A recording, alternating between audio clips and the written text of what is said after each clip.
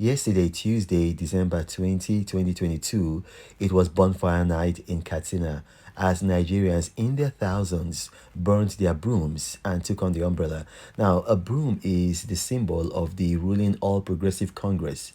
And if you recall, yesterday, the People's Democratic Party held the last presidential campaign rally of the year 2022 in Katsina. And it was massive. I think it was the largest. It had the most crowd. It was just a sea of people. If I was to put a figure, I would say possibly maybe as many as 500,000 people, 500,000 people.